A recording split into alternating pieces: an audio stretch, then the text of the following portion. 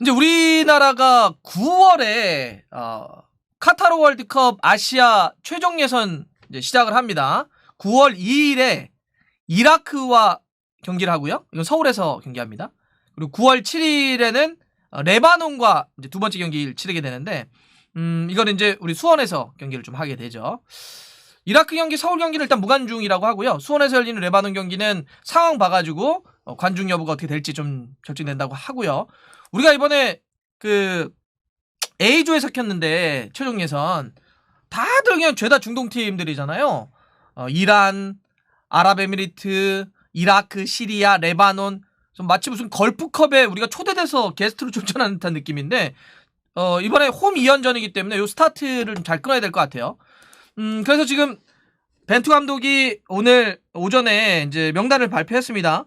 26명을 발표했는데, 쭉 보면 일단 해외파가 절반 살짝 안 되는 12명이고요.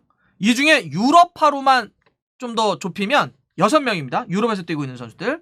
자, 손흥민, 황희찬, 황의조, 이재성, 황인범, 이번에 터키로 이적한 김민재까지 해서 6명이 유럽에서 뛰고 있는 선수들 좀 포함이 좀 됐고요. 자, 이제 여러분들이 궁금해하시거나 이번 명단 발표에 대해서 몇 가지 이슈를 한번 좀 정리해 볼게요. 첫 번째는 손흥민 선수가 지난 새벽 경기에서 약간 좀 부상 여파가 있다라고 하는 보도가 있는데, 이거와 관련해서 어떻게 된 거냐, 뭐 부상 염려가 있는데 대표팀에 뽑아도 되는 건지, 앞으로 어떻게 되는 건지 궁금해 하신 분들이 계시고, 이거와 관련해서도 벤투 감독이 기자회견 때 이야기를 했습니다. 뭐라고 이야기했느냐, 일단 벤투 감독은 부상 관련해서 보고를 받은 게 없다. 아직까지 연락을 받은 게 없다. 왜냐면 뭐 지난 새벽 경기였기 때문에.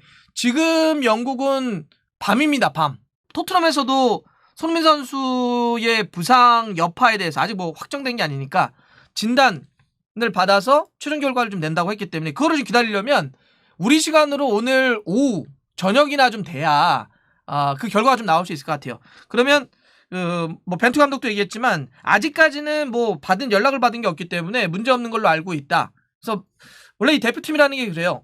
월드컵 예선만 하더라도 차출을 요구하면 소속팀에서는 의무적으로 보내줘야 됩니다. 근데 만약에 선수가 부상이다라고 하는 진단서를 제출하면, 그러면은 선수를 안 보내도 돼요. 그냥 안 보내면 안 돼요. 뭐 그냥 우리 선수가 아파요, 못 보냅니다, 이러면 문제가 생기는 거고, 꼭 만약에 부상 이유가 있다고 한다면 그 합당한 진단서를 보내야 되는데, 그 아직 진단서가 오지 않은 거고 어떻게 될지 몰라요. 예. 그러니까 아직은 지금 부상이다 아니다 얘기할 수가 없습니다. 그런 상태에서 일단 손흥민 선수를 일단, 그리고 그래 아플 것 같으니까 뽑지 말아야지 이럴 순 없잖아요. 팀의 최고의 선수니까 일단 뽑아놓은 거고, 뭐 손흥민 선수는 그래서 아마 상황을 좀 더 지켜봐야 되겠다, 이렇게 좀 말씀드릴 수 있을 것 같고요. 네. 그다음 두 번째 이슈는 많은 분들이 이제 얘기하시는 건 이강인 선수 얘기 많이 하십니다. 이강인을 왜 안 뽑았냐라고 얘기를 하시고, 그와 묶어서 올림픽 대표 선수들을 이번에 뽑지 않은 것 같은데 많이, 이유에 대해서도 좀 많은 분들이 궁금해하십니다. 예를 들어서 이강인 포함을 해서 원두재, 이동준과 같은 선수들 이야기하죠. 올림픽 대표 중에는 이제 와일드카드 박지수나 황의조 빼면 그냥 그 나이대 선수 중에 뽑힌 선수는 지금 눈에 띄는 게 이동경 정도만 눈에 띄는 것 같아요. 송민규 선수도 있고요. 나머지는 이제 뭐 발탁이 좀 안 됐는데, 그 이유에 대해서 벤투 감독은 일단 이렇게 얘기했습니다. 전술적 이유와 전략적 이유였다, 이렇게 이야기를 했어요. 올림픽 그 영향은 아니다. 어떤 선수 개개인의 어떤 플레이 스타일에 따라서 그 전술적 이유가 좀 있었다. 그 다음에 전략적 이유라고 있는데 이야기를 하는데, 여기서 일단 이강인 선수만 좀 묶어서 얘기를 해보면, 근데 이게 이강인 선수는요, 솔직히 이 상황을 어떤 식으로든지 좀 바꿔야 될 것 같아요. 무슨 얘기냐면, 지금 이강인 선수가 소속팀에서 현재 늦게 결합한 것도 있지만 뛰지 못하고 있죠. 발렌시아에서. 이적도 지금 어떻게 될지 모르는 굉장히 좀 혼란한 그런 상황입니다. 그러다 보니까 이강인 선수가 꾸준하게 어떤 그 경기를 뛰면서 몸을 만든다든지, 아니면 자기 어떤 강점을 더욱더 크게 만들다든지 이러지 못하고 있는 게 솔직히 좀 현실이잖아요. 그래서 올림픽 대표팀에서도 사실 선발 보다는 이제 교체로 좀 많이 뛰기도 했었고, 그다음 이강인 선수의 플레이 스타일 자체가 이게 쓰기가 굉장히 좀 쉽지 않은 스타일을 갖고 있습니다. 그러니까 이강인 선수는 다양한 포지션보다는 이강인 선수가 최적화되는 그 공격형 미드필더라든지 세컨 스트라이커 그 위치, 거기 말고는 어떤 포지션을 쓰기가 좀 어려운 게 있기 때문에 이강인을 쓰려면 항상 다른 선수들을 어떻게 배치할 것지를 먼저 묶어놓고, 그러니까 이강인 선수를 중심으로 해서 팀을 새로 짜야 되는 문제들이 있어요.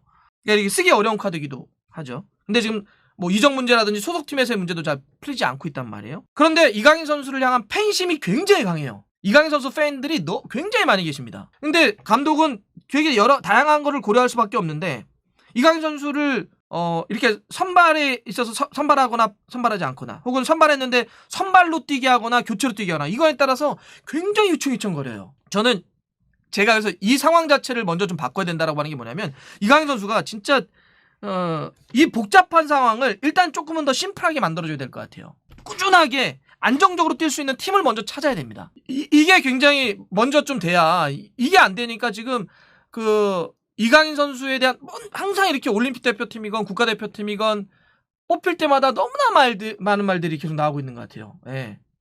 아니 뭐 마음은 다 똑같죠. 이강인 선수나 이 포함해서 우리나라 특히 젊은 재능들 성공하길 바라고 응원 안 하는 사람이 어디 계세요? 다 응원하죠. 예. 다 응원하고 있잖아요.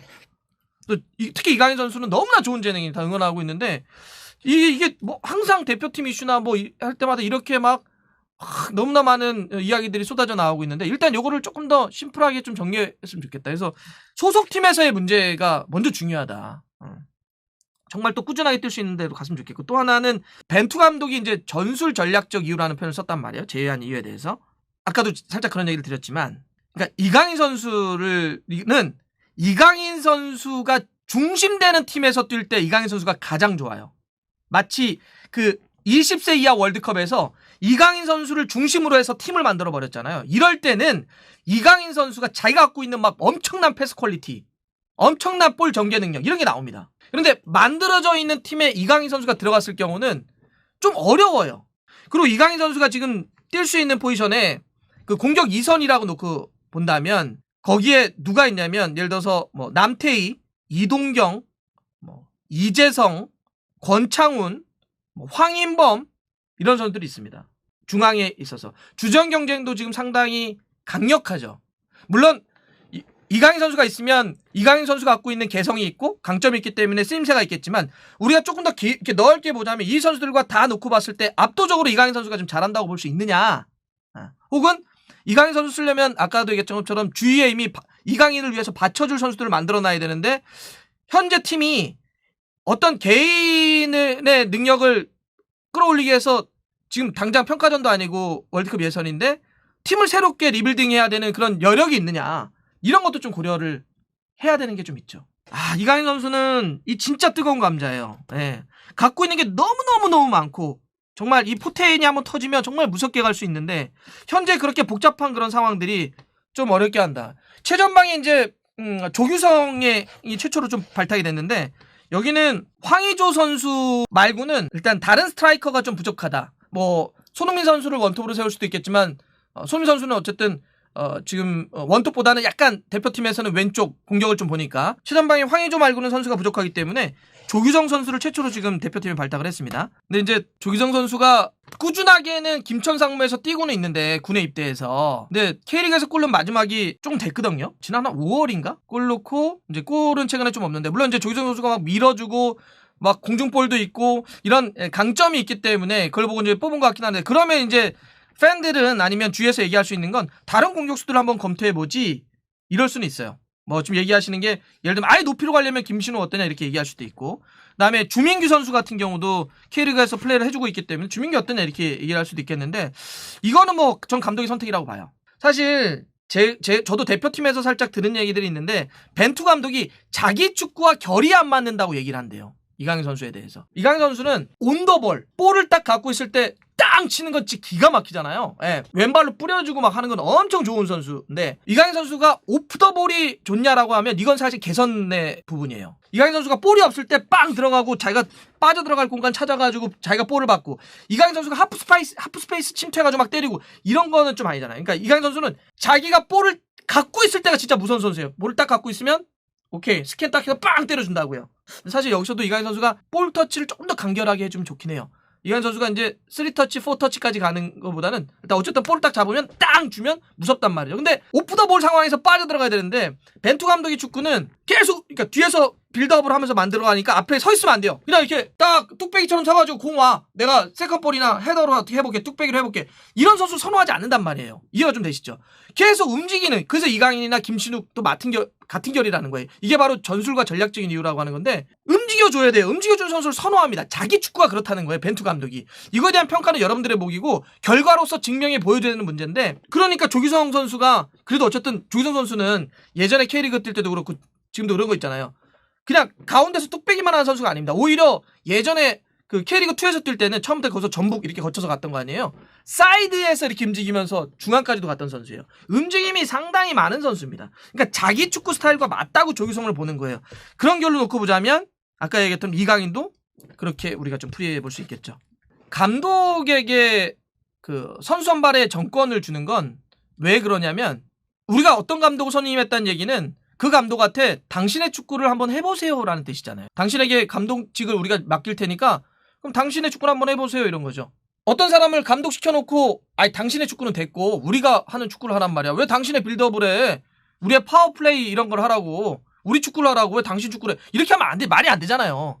이 사람한테 감독을 시켰으면 당신의 축구를 한번 경기장에서 구현해 보세요 라고 하는 거니까 그 자기의 축구에 맞는 선수를 뽑게 되는 거거든요. 단 그렇게 선수 선발의 정권을 주되 결과를 갖고 무한 책임을 져야 되는 거죠.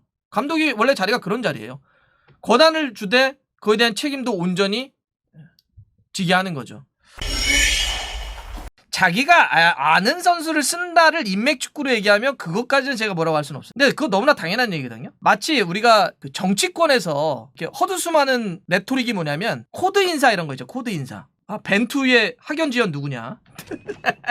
자기랑 생각이 같은 사람을 자기랑 같이 일할 사람으로 뽑지 자기랑 전혀 다른 사람을 쓰나, 이게 말이 안 되는 얘기를 마치 말을 만들어서 코드 인사 이러면 되게 나쁜 것처럼 얘기하는 것처럼 똑같아.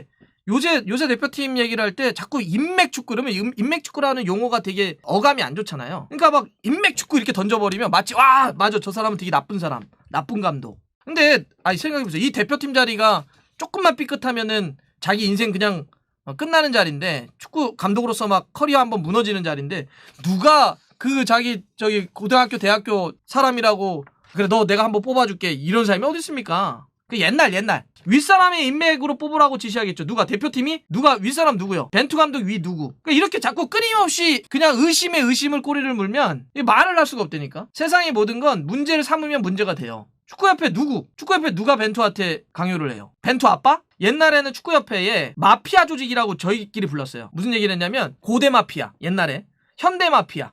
그래서 이 두 가지의 마피아 조직이 축구협회를 끌어간다라고 했거든요. 그래서 고대 출신들, 그다음에 그 현대 라인들, 이 두 개의 라인들이 축구협회를 좀먹는다라고 저희도 지적을 했었어요. 근데 지금은 그런 라인들이 막 선수 대표팀 선발까지 막 좌지우지한다? 이거는 너무한 거예요. 그리고 자꾸 이렇게 어딘가에서 좀 무책임하게 말을 던지는 사람들이 있는데, 솔직히 얘기해보면 그런 사람들은 이걸 발표된 명단을 분석할 수 있는 능력이 안 되니까 그냥 그렇게 까대는 거야.